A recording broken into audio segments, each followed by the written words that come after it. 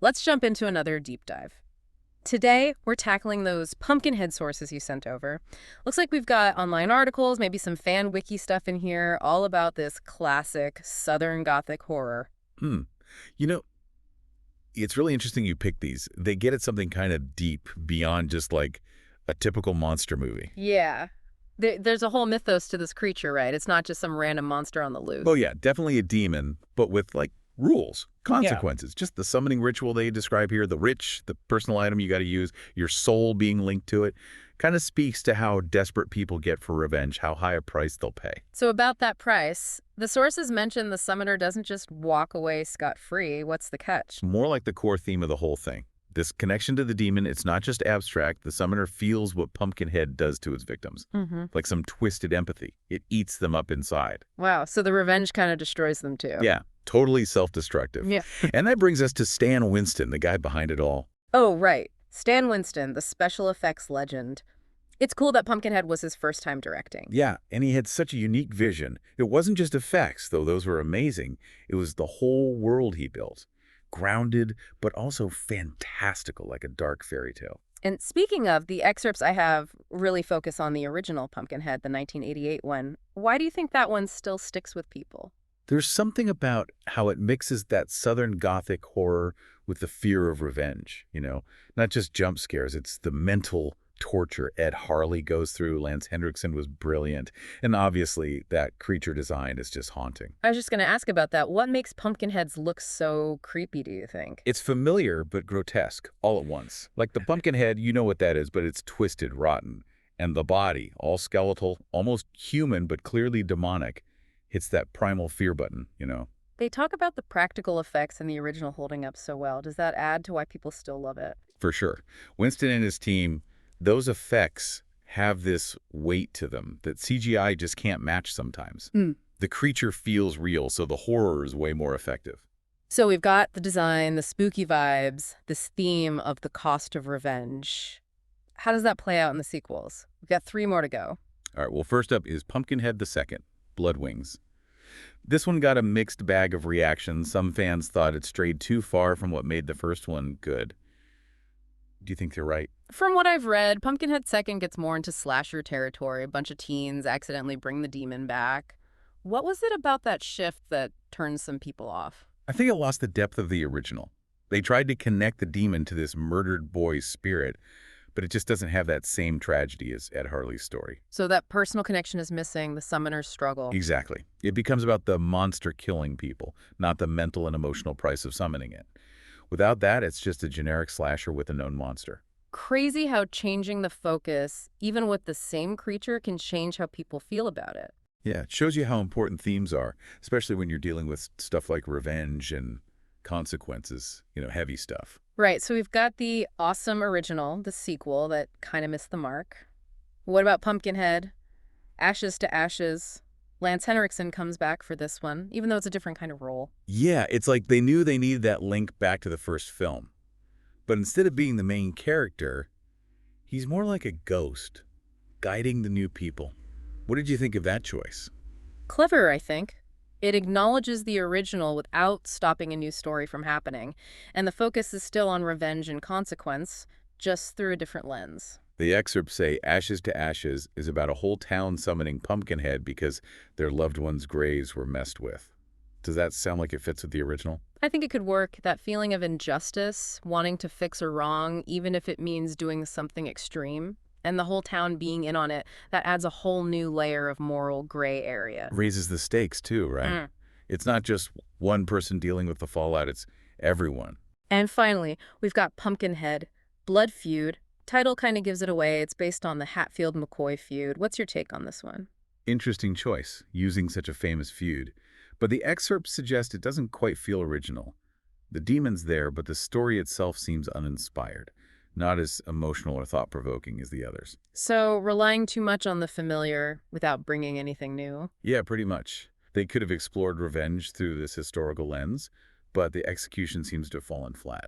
That's a shame. The Hatfield-McCoy feud is a great example of how vengeance just rips people apart. Imagine if they had focused on how those grudges grow, how they poison everyone involved. That would have been wild to see. Yeah. Sometimes the best horror stories are the ones that show how we can be the monsters, when we're blinded by rage. And that, I think, is the heart of Pumpkinhead. It's not just a monster movie, it's about the darkness inside us all. So we've gone over the plots and how people felt about each Pumpkinhead film. Now let's dig a little deeper into the mythology of the creature. Let's get into the nitty-gritty of how you actually summon this thing. The excerpts make it clear it's not easy. It's a whole process, right? Yeah, very deliberate and terrifying. You got to be fully committed to revenge to go through with it. They mention a witch who's like a guide for this dark ritual. And a personal item from the victim is key too, right? It is. It's not just about wanting revenge. You got to offer something up, something that represents them to seal the deal. And then there's the whole soul binding thing. Can you explain that a bit more? You're not just unleashing Pumpkinhead, you're becoming tied to it. Your soul is linked to the demon. And that comes with some serious baggage, as we've discussed. It's wild how summoning a demon turns into this whole ritual with sacrifices and consequences, like a twisted religious ceremony almost. Interesting point. Mm. Shows how fascinated we are with the occult, with forces beyond our understanding, even if they could destroy us. That's part of what's scary about Pumpkinhead. It's not just a monster chasing you. It's about the monster we could become. All right, so we've got the ritual down. But we can't talk about Pumpkinhead without talking about the design. You said it plays on some primal fears. What do you mean by that? Well, Pumpkinhead is both gross and familiar. That Pumpkinhead, we all know what a pumpkin is, but they made it rotten, scary, like a twisted version of something innocent. And the body, it's so skeletal, those long claw-like hands. It makes you think of death, of decay, but with this strength behind it. There's intelligence in those eyes, real malice. Not just scary, it's disturbing deep down. Stan Winston was a true artist. He knew real horror is about hitting those deep fears, the stuff that unsettles us in a primal way.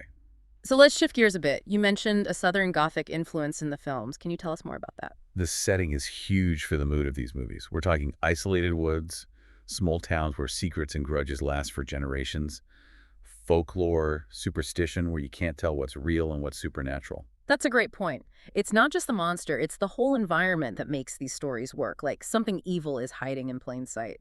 Exactly. The way darkness works in those films. The shadows hiding more than just trees, constant feeling of dread, something watching you. And that fits with the themes we talked about, right? Revenge, consequences, they make sense in that kind of world. It's a world where you can't escape what you've done, where the past always catches up. Makes me think about how Southern Gothic stories often deal with the dark side of people, the things we try to hide. Pumpkinhead definitely does that. Absolutely. It reminds us that the scariest things aren't always out there in the dark. Sometimes it's what's inside us, our own rage and need for revenge. That's a creepy thought. So Pumpkinhead has this great design, the creepy atmosphere, the deep themes. What about its legacy? How has it affected horror overall? Interesting, right. Pumpkinhead isn't a huge blockbuster franchise, but it's got this dedicated fan base. It's achieved cult status. Why do you think horror fans connect with it so much, even after all this time? I think it's that mix of a truly iconic monster, that primal fear we talked about, and the emotional story. It's not just cheap thrills. It stays with you. And the whole look of the films, the practical effects, how it's filmed? Absolutely. Pumpkinhead is beautiful and terrifying at the same time, visually. Mm-hmm. That inspires filmmakers even today. I've seen bits of Pumpkinhead in other movies, even artwork. The creature's bigger than the franchise now. It represents a whole kind of horror. Totally. It shows how powerful a well-made monster can be. It's not just about our fears, but also that dark side we all have. All right, before we move on, I gotta ask about those reboot rumors. Would you be excited to see Pumpkinhead come back for a new audience? You know, I'm not sure. Reboots can be tough, especially with something people love as much as Pumpkinhead. They could easily mess it up. Yeah, it's hard to do it justice A&D bring something new to the table at the same time. If they reboot it, they got to get the spirit of the original right. The atmosphere, the psychological horror, and of course, the creature design has to be amazing. And don't forget the practical effects. There's something so real about how they did it in the originals. 100%.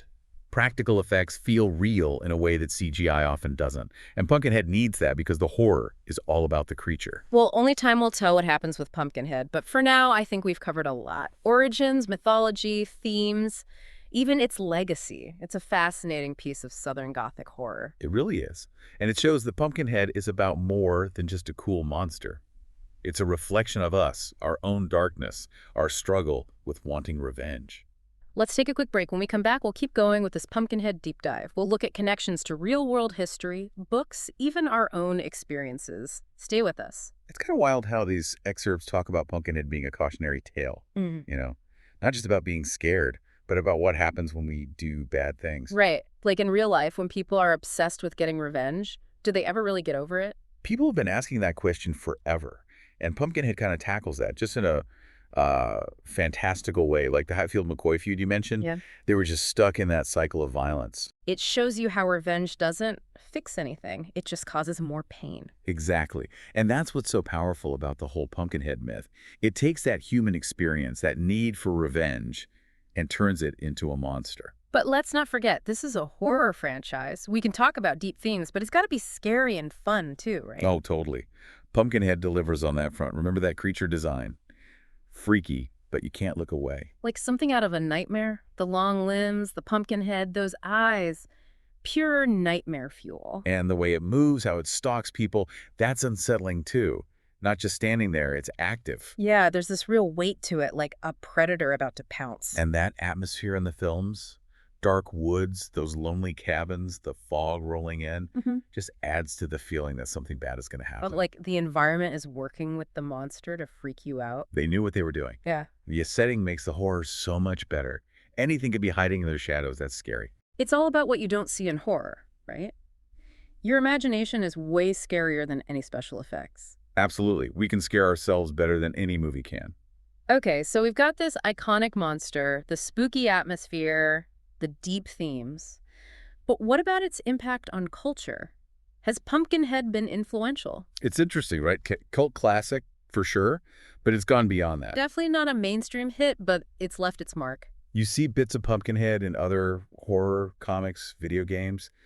That creature design, the whole rural horror and revenge thing, it's everywhere. Like, it speaks to something deep inside horror fans. And not just the visuals, the themes too. Revenge being bad, actions having consequences. That stuff shows up in so much horror. Shows how well the original movie did its job, weaving all that into a scary, emotional story. And Stan Winston's team deserve credit too. They made a creature that looked amazing.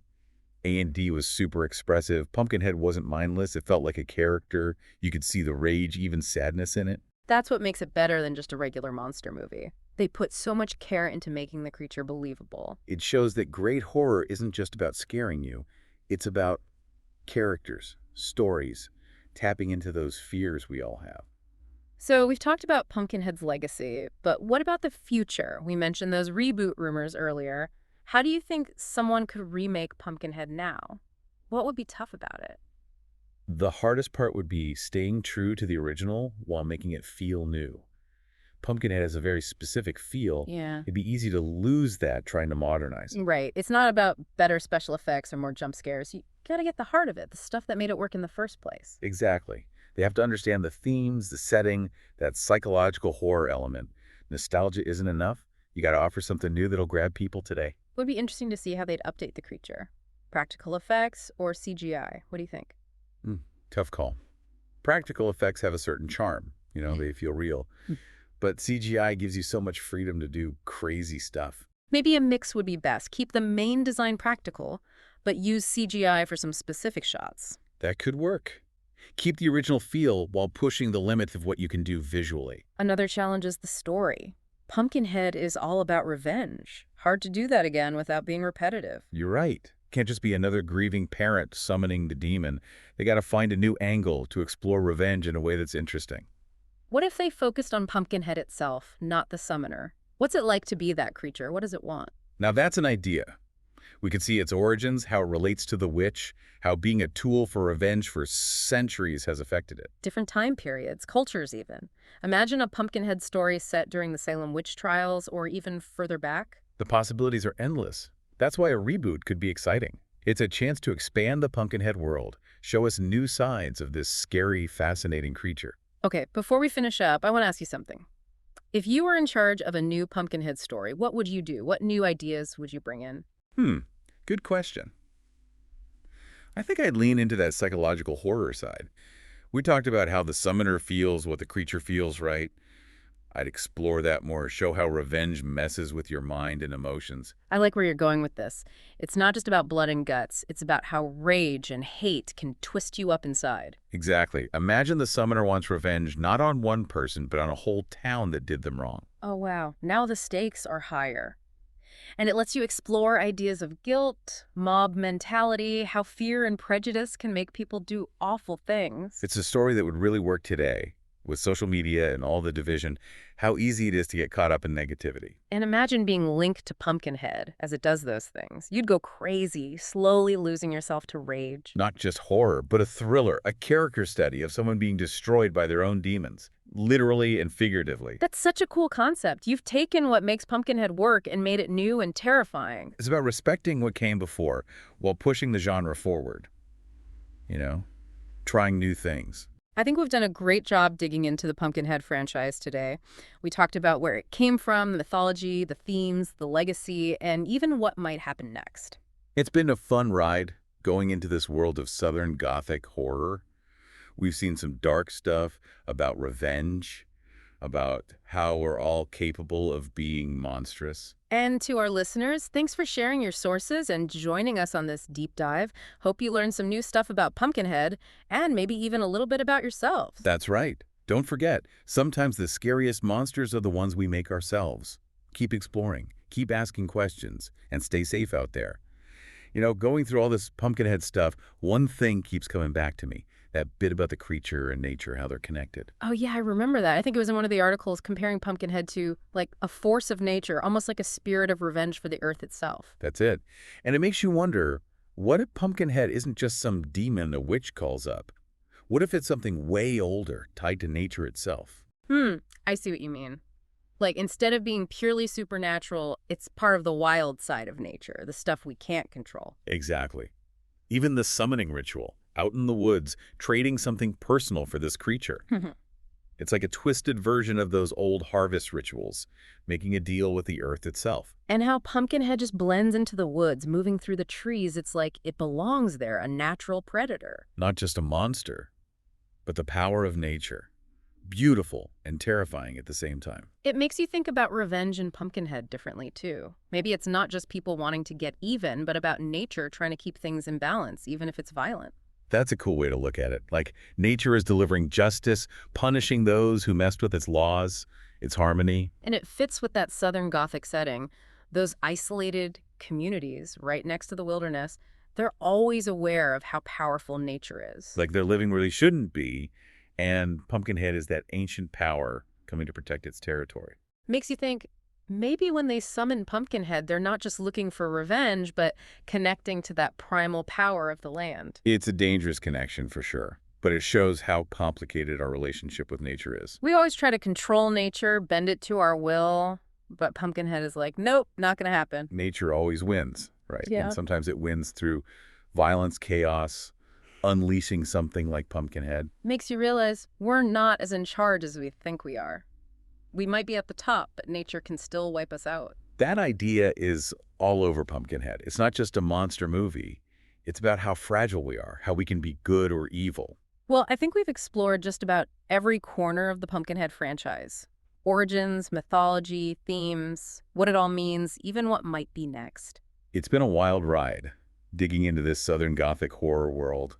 We learned some dark stuff about revenge, about the monster inside all of us. And to everyone listening, thanks for sending us your sources and coming along on this deep dive. Hope you got a new perspective on Pumpkinhead and maybe even learned a little something about yourselves along the way. Yeah, always remember, sometimes the scariest monsters are the ones we make ourselves. Keep exploring, keep asking those tough questions, and take care out there.